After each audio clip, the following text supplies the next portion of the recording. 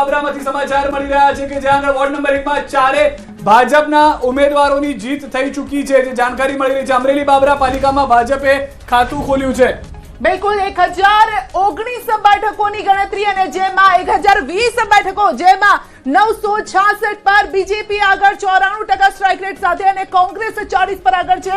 14 અન્ય પણ છે. તાલુકા પંચાયત બેઠક કોંગ્રેસને ફાળે ગઈ છે. બલિયાસણા બેઠક પર કોંગ્રેસની જીત થઈ ચૂકી હોય તે પ્રમાણેના આંકડા છે. વલણ બાદ હવે જીતના આંકડાઓ પણ સામે આવવાની શરૂઆત થઈ ચૂકી છે. અંકલેશ્વર નગરપાલિકાની બેઠકની પણ વાત કરતા હતા કે જે પણ આગળ ચાલી રહી છે. બિલકુલ દાહોદ લીમખેડા તાલુકા પંચાયત કુલ બેઠક 24 છે. રાઉન્ડ 1 આપ ઉમેદવાર અહીંયા વિજેતા થયા છે. સવાલ અહીંયા છે, કોંગ્રેસનું ટેન્શન હવે વધતું હશે એવું પહેલા વાત કરતા હતા કે સૌરાષ્ટ્ર અને કદાચ સુરતમાં આમ આદમી પાર્ટી હાવી થઈ રહી છે, પરંતુ જે એવા વિસ્તારો જે કદાચ વિચાર્યું ન હતું ત્યાં પણ અહીંયા આમ આદમી પાર્ટી ખાતું ખોલાવતી જોવા મળી રહી છે. એક ચિંતા વધશે કોંગ્રેસની.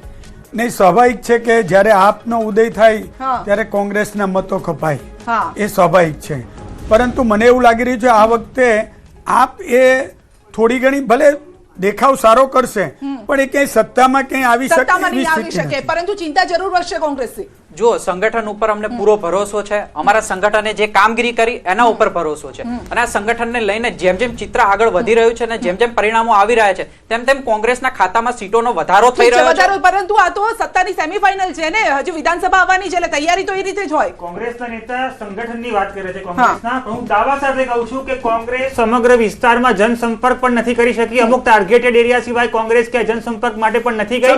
આ ગ્રાઉન્ડ લેવલની હકીકત છે. સમાચાર બીજા આવી રહ્યા છે. 1000 બેઠકોની નજીક પહોંચી ચૂક્યું છે. ભાજપ જે છે તે કુલ 1044 બેઠકમાંથી 985 બેઠક પર અત્યારના આગળ જોવા મળી રહ્યું છે.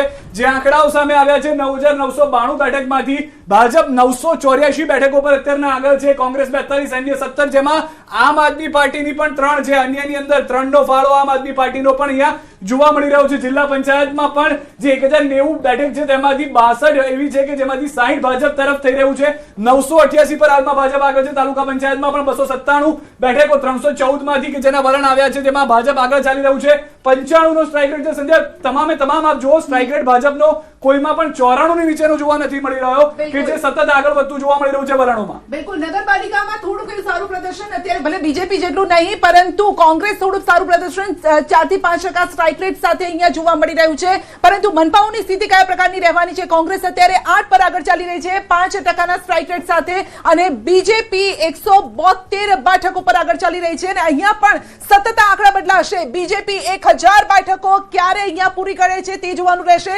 રૂઝાનમાં ટ્રેન્ડમાં ક્યારે અહીંયા આગળ જોવા મળશે? રાજકોટ વોર્ડ નંબર 16 પ્રથમ રાઉન્ડ પૂર્ણ. કોંગ્રેસ 4 બેઠક પર અત્યારના આગળ જોવા મળી રહ્યું છે. કોંગ્રેસના અર્જુનસિંહ ચૌહાણ 4348 મત, ઇબ્રાહિમ સોરા 4349 મત, રસીલાબેન ગેરૈયા 4112 મત અને દીપ્તિબેન સોલંકી 3880 મત. પરંતુ હજી પણ આગળ ચાલી રહ્યા છે. અહીંયા આગળ હજી પરિણામ સ્પષ્ટ નથી થયા. એ પણ કોંગ્રેસે કાપીને દાહોદમાં ફતેપુરા તાલુકા પંચાયત કુલ 18 બેઠક છે. રાઉન્ડ 1 આમ આદમી પાર્ટીના ઉમેદવાર વિજેતા થયા છે. ધોરાજી તાલુકા પંચાયતની આપણે બેઠકની વાત કરતા હતા, જે પહેલા જ ભાડેર બેઠક પર ભાજપના ઉમેદવારે જીત મેળવી છે. એટલે જીત અહીંયા ભાજપ તરફી વધારે જોવા મળી રહી છે અને જોવાનું રહેશે કે આગળ શું થાય છે. મોડાસા તાલુકા પંચાયતની દાવલી બેઠકનું પરિણામ આવ્યું હોય તેવી જાણકારી મળી રહી છે. દાવલી બેઠક પર કોંગ્રેસના ઉમેદવાર જીતી ચૂક્યા છે. અહીંયા આગળ જે વલણ હતું તે પ્રમાણે જીત તરફ જોવા મળી રહ્યા છે. મોડાસા તાલુકા પંચાયતની દાવલી બેઠકનું આ પરિણામ છે ને 1000 નો આંકડો ખૂબ જ નજીક આવી ચૂક્યો છે. ભાજપ માટે 994 બેઠક પર આગળ ચાલી રહ્યા છે. 1056 બેઠકના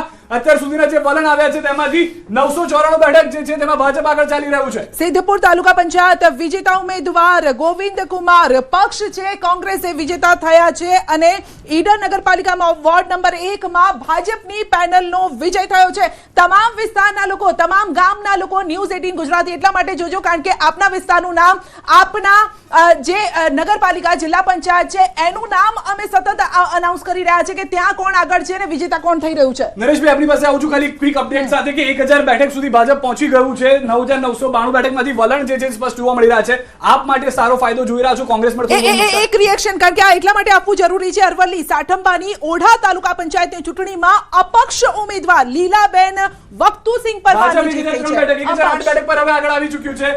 ભાજપ જે છે તે 1071 બેઠકમાંથી 1008 બેઠક પર હવે આગળ જોવા મળી રહ્યું છે. 94 નું સ્ટ્રાઇક રેટ અહીંયા પણ યથાવત જોવા મળી રહ્યું છે. કોંગ્રેસ હજી સુધી 3 ડિજિટ પર નથી પહોંચી. Nareshbhai, quick reaction. તમે મહિલા ઉમેદવારની જીત પર આનંદ વ્યક્ત કર્યો, મને પણ આનંદ થયો, પણ કમનસીબી એ છે કે આ વખતે મહિલા મતદાન ઓછું થયું છે. તમે જુઓ, જે આપણી પાસે આંકડા છે એ ગત ચૂંટણીની સરખામણીમાં, એટલે મહિલાઓ જે 12 લાઈનો લગાવતી હતી એ નથી લગાવી. બીજી એક હું આપના ધ્યાન ઉપર મૂકું, એ ભાજપ અને કોંગ્રેસ બંને માટે ચિંતાનો વિષય છે, એ છે ઝેન ઝી. ઝેન ઝી ની લાઈનો ક્યાંય જોવા નથી મળી. જે તમે માની લો કે ઇન્સ્ટાગ્રામમાં જો તમે આ મતદાન કરાવ્યું હોત તો 100% કદાચ થઈ ગયું હોત, પણ એ પણ યુવા મતદારો, આજે નવા ચહેરાઓ બંને પાર્ટી આપ્યાનો દાવો કરે છે અને આપ્યા પણ છે, પરંતુ એ નવા ચહેરાને વધાવવા માટે યુવાનોની જે લાઈનો લાગવી જોઈએ એ યુવાનો એટલા નથી આવ્યા. ગ્રામ્ય વિસ્તારોના યુવાનો પણ અત્યારે હવે જાગૃત છે. એવું નથી કે માત્ર શહેરના. આજે બધે મોબાઈલ પહોંચી ગયું છે, બધે સોશિયલ મીડિયા પહોંચી ગયું છે, પરંતુ મતદાન મથક સુધી આ યુવાઓ પહોંચ્યા હોય ને એમનો મત આપે તો મને એવું લાગે છે કે પરિણામ છે એ લોકોને હવે જાગૃત કરવા પડશે, કારણ કે હવે સમય ઓછો છે. વિધાનસભાની ચૂંટણી હવે નજીક આવવાની છે અને સાથે જ અપડેટ આપને આપી દઈએ, તમામ મળી અને ભાજપ 1000 બેઠકને પાર કરી ચૂક્યું છે. 94 થી વધુના સ્ટ્રાઇક રેટ સાથે બીજેપી ધુરંધર આગળ વધી રહ્યું છે. કોંગ્રેસ હજુ પણ 50 ની અંદર સમેટાયેલું છે. એક તરફ આંકડો કહેવાય કે